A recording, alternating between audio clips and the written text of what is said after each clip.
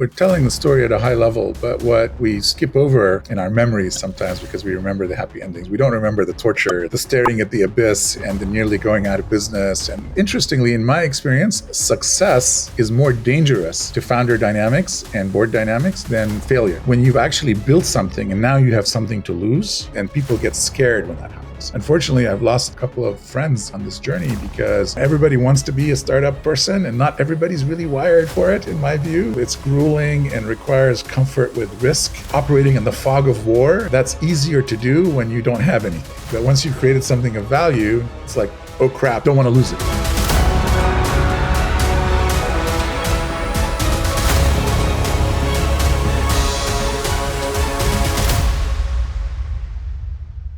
Alrighty, hello everyone and welcome to the Deal Maker Show. So today we have a founder, a really incredible founder, repeated founder, a founder that has done it many times, very successfully so with great exits. You know, he's done it on the bootstrapping way, on the not bootstrapping way, raising money from people, just like right now he's doing something amazing, you know, in the world of AI, you know, which, everyone, I mean, he's been involved with this whole space for a long time before he was even called AI. So we're going to be talking about all the good stuff, building, scaling, financing, exiting, and brace yourself for a very inspiring episode. So without further ado, let's welcome our guest today, Molham Aref. Welcome to the show. Thank you, Alejandro. It's a pleasure to be here. Thanks for having me. So originally born in Beirut, in Lebanon, but right. You moved quite a bit there, you know, with your family around Switzerland, Egypt, all over the place. How was life growing up for you? Yeah, I mean, this is what was normal for me. My dad worked for a multinational company called DuPont, and every few years we just have to pick up and move. And I think there's something very valuable about the experience of like being the new person in an environment where you're not quite sure about the culture, about the language. The environment sort of changes, and you learn to listen and observe and to absorb and adapt. And really, you learn about the sort of common threads in humanity, right? No one has a monopoly on good. No one has a monopoly on bad. And every culture, every society has its own strengths and appealing aspects of it. So. Well, you mentioned something very, very profound there, learning to adapt. And I find that for you, having had the chance of moving from one place to another, making friends again, you know, especially at a young age, I'm sure that shaped you a lot. I'm sure that has served you very well in your entrepreneurial journey. So I guess, how do you think, that really made who you are today? I think it's essential. I still keep up with friends I made on the journey here. And even, the transition to college and the transition to graduate school and getting into startups. And after sort of the exit from my most recent startup before this one, at the time I had a daughter who was 8 or 9 years old. And I wanted the same experience for her. So we moved from Atlanta to New York so she could have the experience of moving and adapting. And we stayed in New York City for a couple of years and then moved to the Bay Area. And it's not as international as the experience that I had, but it's still, I think it's great for her. And I want it for her. I want it for everybody. I think we all do better when we're exposed to more things. So out of all things, how did you start getting involved with the whole world of, let's say, AI? Back then it was called computational technology. Yeah, computational intelligence was the term we used in the early 90s because we were in the middle of an AI winter, and AI was seen as like a really bad thing.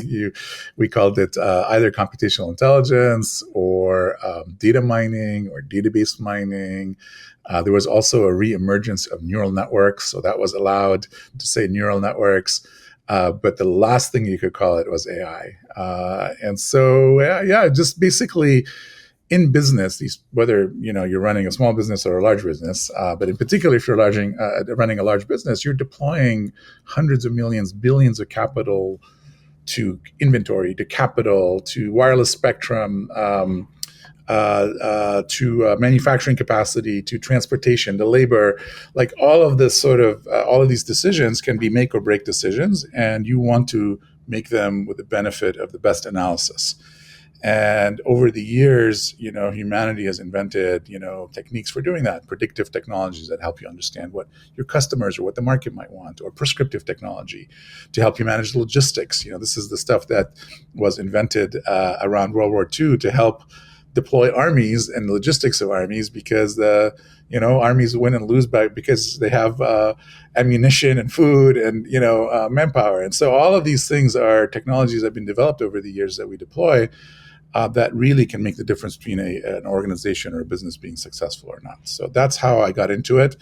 I got into it also sort of just out of curiosity and interest about how to teach computers to make decisions like we do. How can we recognize things in images, or how can we understand text, or all of that is deeply, deeply interesting scientifically. And talking about interesting, quite interesting too, is the shift from AT&T, after your studies at Georgia Tech, to doing IPOs. I mean, it's quite a different experience there. Yeah, I really chased my interests. So, when I started, my first job was with AT&T. I took a summer internship with them to work on computer vision in an advanced development group out of Atlanta at the time. I was going to Georgia Tech, and really loved the work. And at the end of the summer, they offered me a full-time job, and basically, I just jumped on it because the work was so fascinating. And then after 2 years, it was difficult to commercialize some of that work inside of the bowels of a very large organization, and we would sort of take it and demonstrate it to big organizations, and they would want it, and then we just didn't have the muscle for commercialization. So I left to join a startup that was doing neural networks, applying it to fraud detection and to supply chain problems and so on. And I just followed my interest in the technology, in things that I thought could start approximating human intelligence. Okay. And so big company, small company allowed me to see it commercialized. And, sometimes you just get lucky. I joined a company that was doing great technology, but also had a great management team. And even though I worked in Atlanta at the time, the company was based in San Diego, and we went public in 1995, top 10 IPO. We were in Time Magazine, the Time Magazine that has Mark Andreessen on the cover, and, when Netscape and Spyglass and these sort of early internet companies went public, we were in that batch. And very, very fortunate to learn about that aspect of the journey. And so those, AI and entrepreneurialism and startups became my interest professionally. I mean, obviously in this case, HNC Networks, then, Ritech, both IPOs, both opportunities where you were able to experience being one of the first employees to all of a sudden ringing the bell. What are some of the patterns, that you can associate from one to another when it comes to ingredients that cause success? Yeah, this is I think this is good to know, and good for folks to know in general. So in both of those companies, not only did we have really cool, capable technology, we had really interesting go-to-market motions and moats. Okay, with HNC at the time, the breakthrough was helping banks detect credit card fraud. And so we take that for granted now, but in the early 90s, banks were starting to issue lots of credit cards, and fraud was a really big problem. And developing a solution that sort of did that really well was very important, and that's its own story. But what was also really important is we created a consortium. Every time we signed a bank as a customer, they entered a consortium for fraud, and they all contributed their fraud data to this consortium. And so we had access to more data, and we were able to stay ahead of the competition because our models saw more data and were able to be more accurate. And we, at some point, had 23 of the top 25 credit card issuing banks in the US as customers, and it made that almost a monopoly for us. So combining the technology with a clever go-to-market was very important. With Ritech, something very similar. It was picking Unix and Oracle going into Y2K, and then partnering with Accenture. Again, there became a time when this became normal, but at the time it was fairly innovative to partner with a much larger, more scalable organization that can really support our go-to-market motion and give us both selling and delivery scale. And it allowed us to become the 800-pound gorilla of retail ERP and merchandising and supply chain software, even though we were a much smaller company and fed into an IPO in November of 99. And there was a point in time when this little software company was worth more than all the U.S. airlines combined, because of the growth of the business model provided for us. So business model, go to market combined with technology is the killer combination. So, I mean, obviously at this point, 2 IPOs under your belt, you probably feel like you're superhuman. So was that the moment where you're like, you know what, maybe I'm going to start something on my own right now? Exactly. It sort of gets to your head. You start thinking it's you, it's all you, and you're like, oh, this is easy. I should, I should just do this on my own. And so in the early 2000s, I did, and helped start a company that received some venture funding, but unfortunately, it was a good idea too soon. And in our world, too soon is indistinguishable from wrong.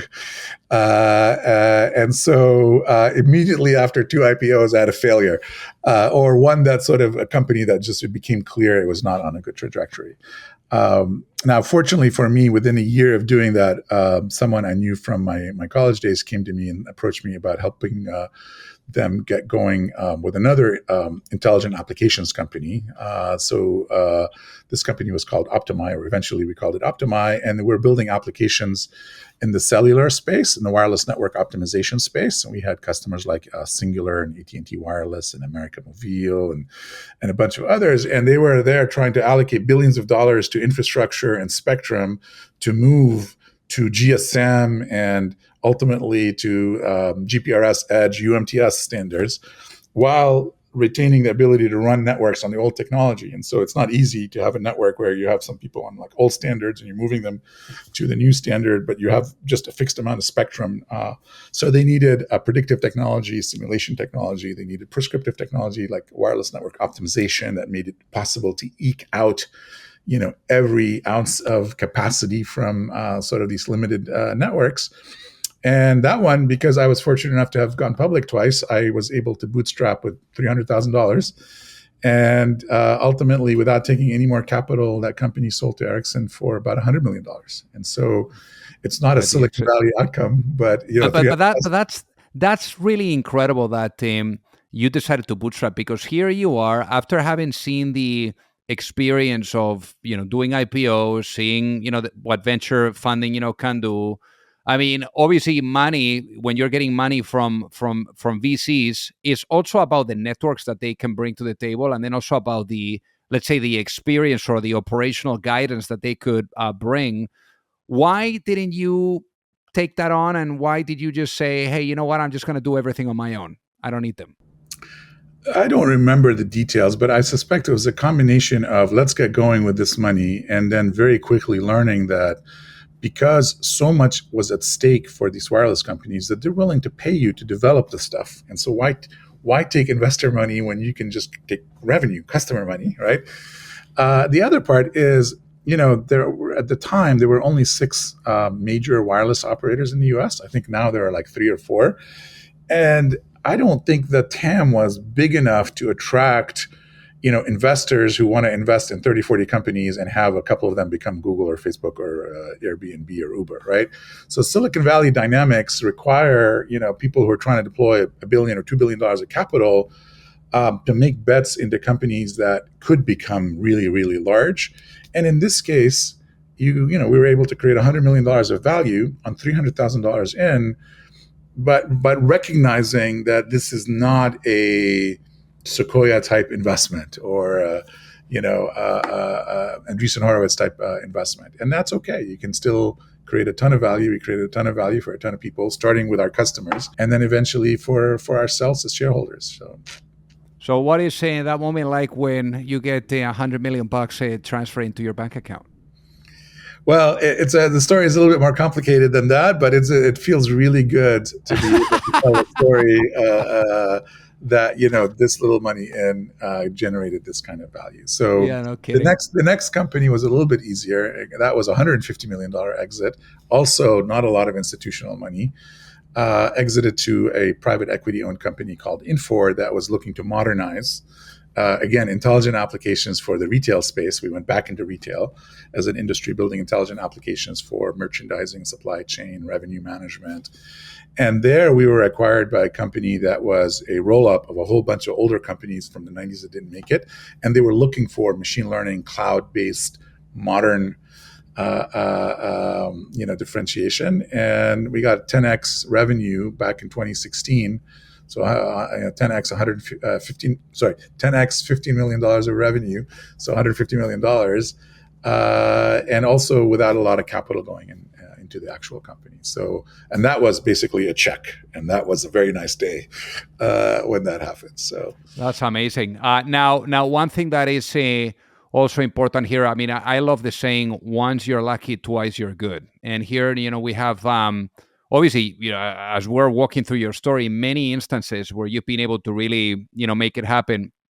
I guess, how do you also go about, you keep going on launching businesses, but how do you also kind of like check yourself to make sure that you're not drinking your own Kool-Aid and making sure that you're able to have your foot on the ground with the companies that you decide to embark on?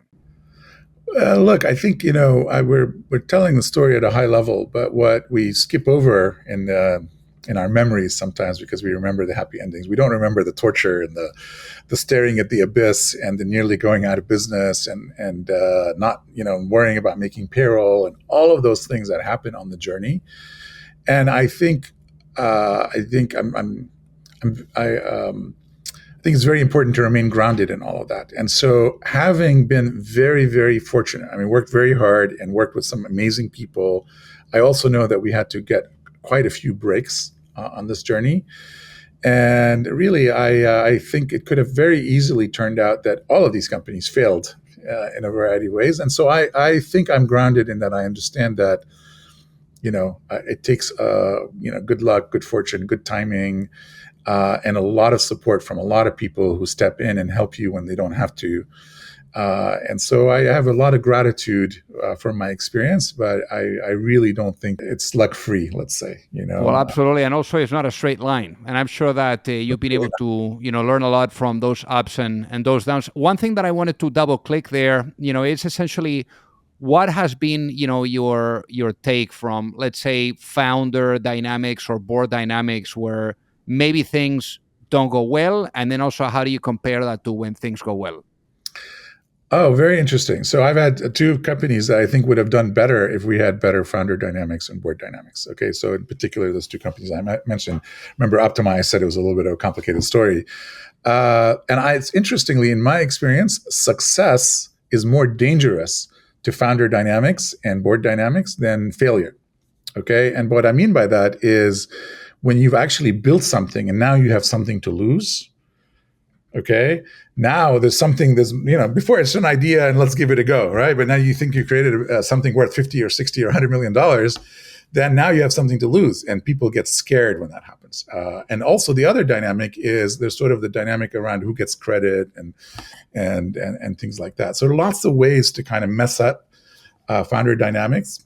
So in my most recent company, I was like, okay, we don't want to sort of prevent that kind of risk by, I didn't have a co-founder specifically. I have lots of colleagues who are very important technical founders and so on, but I just wanted sort of really clarity from a leadership perspective that we didn't have to deal with 2 or 3 equal parties that then, when things get good, you're like, okay, where do we go from here? And then the disagreement around whether we keep doing what we've been doing or whether we change the strategy and so on. So unfortunately, I've lost, a couple of friends on this journey because not, everybody wants to be a startup person and not everybody's really wired for it, in my view. It's grueling and requires comfort with risk and operating in the fog of war, so to speak. And that's easier to do when you don't have anything. But once you've created something of value, it's like, oh crap, don't want to lose it. Okay, and especially if you think you can't do it again, this is like, for some people, it's like my one chance to do it, and it's almost they're frozen with with fear. So, anyways, I did not know that. I going into these things, I thought it would be more failure that would put stress on founder dynamics. But I found, in my experience, anyways, it's actually success and then building something that you can be scared to lose can actually create a lot of issues. No kidding. Now, once an entrepreneur, always an entrepreneur. So after you got that big fat check that you were alluding to, essentially you went at it again. Now you went at it. I talk about timing too, because I find that being an entrepreneur is also about being at the right time in history, and that's obviously when you got started with relational AI. It was a little bit before this whole absolute craziness around AI as well. So Yeah. why did you decide that relational AI was the next rodeo for you, and yeah, how did everything come together? Yeah, well, first, I appreciate you saying that we're not like latecomers to this bandwagon. So in 2017, we picked the name Relational AI. Now, we had deep learning and we had machine learning and all of that, but we very specifically picked Relational AI because we believed in sort of the need for AI for relational data, which is where most enterprises keep their data. So the one way of thinking about the AI world is sort of consumer-oriented AI and then enterprise AI. And in the enterprise, the standards are higher because you're making decisions that can, hurt people and, hurt people like your customers, but also hurt the business, and you end up having to lay off people and so on. So you can't. It's often the case that these things have to operate with much more safety and rigor and attention to the law and things like that. And so the motivation for Relational AI was I spent my career building companies that built intelligent applications for various industries and various problems. Retail, banking, telco were three that we mentioned, and things that involved combining lots of different techniques: predictive, prescriptive, graph analytics, rule-based reasoning, all sorts of techniques that usually, technically, you have different technology stacks that you have to pull together to support something like that, sometimes 5, 6 different technology stacks. And in my observation, building an intelligent application was and remains really, really hard if you try to do it by stitching together 4 or 5 technologies, because you end up with a lot of glue and duct tape and chewing gum and paper clips, and a lot of your engineering energy goes into tying these things together as opposed to putting it in the actual content of the app that's going to help businesses run better. And given that in every applications company we fought this, in every applications company we ended up sort of, in a sense, rolling our own tooling and infrastructure to make that easier, I thought, well, the world needs something like this, so it's not limited to companies that one company at a time. And I understood that that's not a business you bootstrap, because now you're talking about infrastructure, and that's not something that you can get going easily. These types of systems need 3, 4, 5 years sometimes to put together. And so, after we sold the last company, I moved to New York for a couple of years, like I mentioned, and then the deep learning wave came into being, and I thought, okay, let me try. It would be a shame to end my career and not have Silicon Valley exposure. So, moved the family to Silicon Valley. I live in Woodside, not far from Stanford, and started learning about how that community works.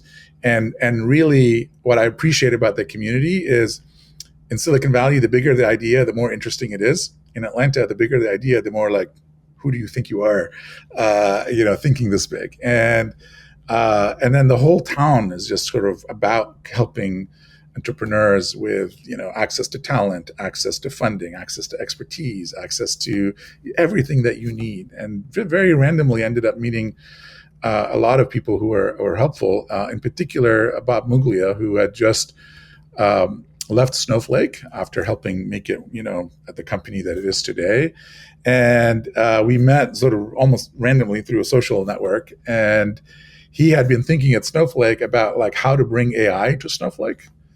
And when he understood that we were all about sort of AI for relational systems and putting AI in relational databases, he got very excited, very interested. And that really was a big breakthrough for us. So anyways, the idea was building intelligent applications is super hard. We want to make it easy. It requires new kinds of infrastructure, and that kind of infrastructure is not easy to build. So go west, young men or old men, and see if you can get help on the journey. And very fortunately, it worked out. So that moving, to come back to the beginning, this sort of instinct for being comfortable with moving was really helpful here, because picked up the family and moved and enjoyed the journey of moving to somewhere new, and then benefited from that in terms of the network and the people who were there to help me.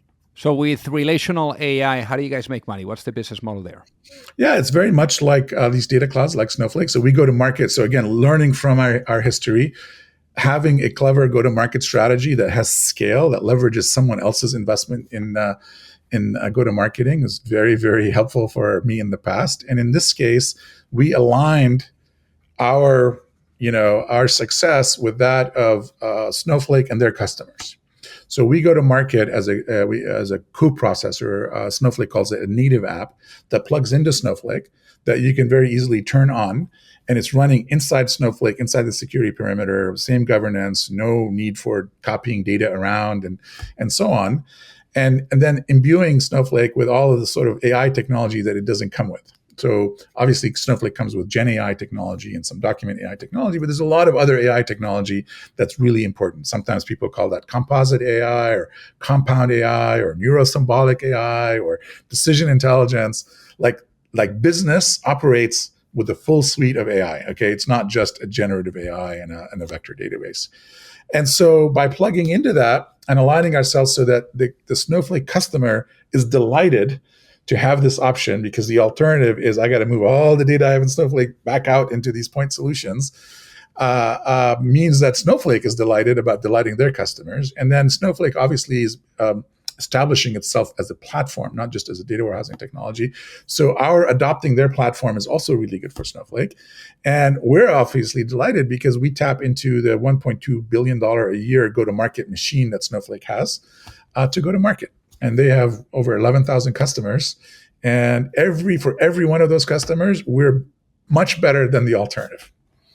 That's amazing. And by the way, for the people that are listening now that would love to hear more about Snowflake, we actually had the current CEO of Snowflake also on the podcast. So he talks about the 100 billion business plan while at Google and all of that stuff. So great guy. So I guess one thing that comes to mind here, while you're sharing the story as well, is here you raised 122 million. Why did you decide this time around to raise money versus bootstrapping? Because this is infrastructure. This is not an app that you can just immediately tie to business value that you can deliver incrementally in pieces to people spending millions of dollars. So infrastructure just has a longer lead time. So this is like fundamental infrastructure that's combining AI with database technologies, with programming languages, with a variety of sort of fundamental things. And this requires real innovation, like the moats on what we do are very deep. It's not like a feature you can turn on or every database company or every Snowflake can implement. And so we're doing something deep and from first principles, and it's not something I felt we could bootstrap. I did the seed round. That was $7.5 million. So I did that. I could kind of get us going for a few years, but eventually we needed to raise proper money. So when you went at it, for the first time with outside investors for your Series A, the next round, why did you decide to choose the investors, whether it's Series A or beyond? Why those investors versus others? Because at this point, you've had the opportunity of having great success. You've made investors a lot of money in the past too, and people can see you as one of those tier 0 founders that are very difficult to come across. Those ones that really understand what needs to be done, and that they're taking money not for the education but for the execution, which really sets you apart, as a special breed. So why did you choose the investors that you did choose for this journey? Yeah, I appreciate you asking me that as well, because the Series A in particular was very heavily oversubscribed. So when I first moved to Silicon Valley, I didn't really understand the model. And so I had a few, maybe 3 or 4 conversations with folks that made me realize I'm not speaking the language of this town. Okay, and in particular, our idea was so big and required because you're operating from first principles. I didn't know how to even explain it to folks before Gen AI and before some of these things that have happened since then. It took someone like Bob, who is a product person, who's deep into has seen sort of the story of relational databases to understand what we were saying. And so when he got involved, that made things very much easier for us because he had just helped create a company that did really, really well. And like I said, largest software IPO of all time when it went public. And so his involvement meant there was a long line of people who were interested. And so, anyways, it was a $40 million round. But interestingly, of the 40 million, 22 was insiders. Bob, myself, other board members, my colleagues who had done well in previous companies together. We all wrote checks. And I had to say no to quite a few VCs. And the reason that we went with the VCs that we went with is because Bob and I had both seen the negative impact of having the wrong kind of VC, the wrong partner. Okay. And we really optimized for the kind of people that we thought had the values that we wanted to work with. And in particular, Soma from Madrona stood out as someone who is will do the right thing, let's say. And so we were delighted to have Madrona and Soma lead the round. We created a room for just had we were oversubscribed actually. It was a little bit of a problem for me. I had to say no to some people that were friends, and they took it the wrong way because they were not willing to lead, but also not willing to, to kind of write a small check. And so we were also fortunate to have Lee Fixel in addition participate, and then Menlo also participate in a small way. And it was mostly, like I said, it was more half the money was Bob and myself and others really supporting the round. And then the Series Series B happened very quickly thereafter, like within 6 months, unsolicited. Tiger Global, I think, had the vision to understand what we were doing and to see that, Soma and Bob were involved. And that happened, in a Tiger Global sort of way at the time, which is, call, term sheet, close within 30 days kind of thing, which was also an interesting and fun story fun experience really for me, having lived in outside of Silicon Valley and never experienced something like that as well. So obviously, those investors are betting on a vision, no? The future that you're living into with relational AI. So I guess with relational AI, if you were to go to sleep tonight, Molham, and you wake up in a world where the vision is fully realized, what does that world look like? Yeah, I mean, I think that world means that building intelligence into these systems that we use to make decisions becomes cheaper and cheaper. And we've basically made it possible for people to do that. And so the quality of decision making for any organization, not just pure businesses, becomes better.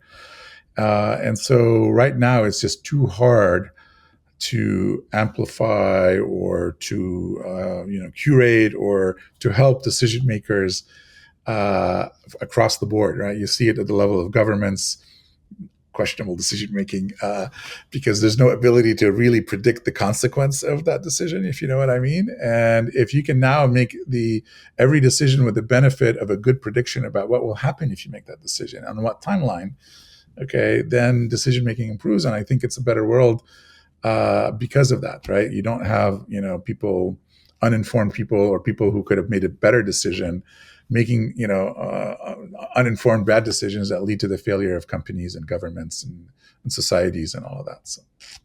So we're talking about the future. I want to talk about the past, if you let me, and do so with a lens of reflection. If I was to put you into a time machine and I bring you back in time, at that moment where you're about to turn page with Retech, and that moment where you're now feeling superhuman, about to start your own company. And let's say you have the opportunity of sitting down, right in front of that younger Molham, and you're able to give yourself one piece of advice before launching a business. What would that be and why, given what you know now? Yeah, I mean, pick your partners well. Understand the sacrifices that are involved. One thing that I learned is just the power of just getting out every day, putting one foot in front of the next, and not giving up. And those types of things. It's kind of trite at some level, but it's just hard to understand until you've lived it, right?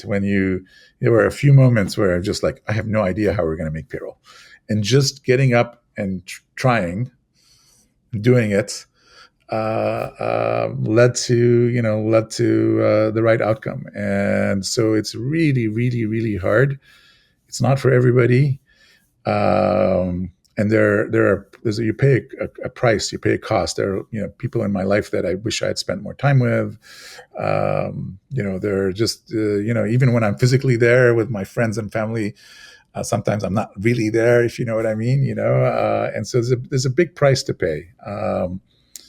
But for me, this is my passion. This is what I enjoy: the combination of the technology and the startup, the entrepreneurial journey. And so, yeah, no regrets, even though it's a big price to pay.